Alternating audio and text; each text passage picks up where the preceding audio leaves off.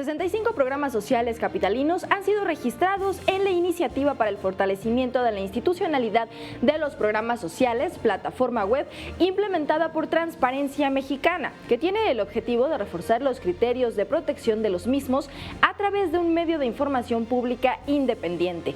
Esto en abono de garantizar el correcto funcionamiento de las acciones sociales de cada entidad del país de cara al proceso electoral 2018. Aquí más detalles.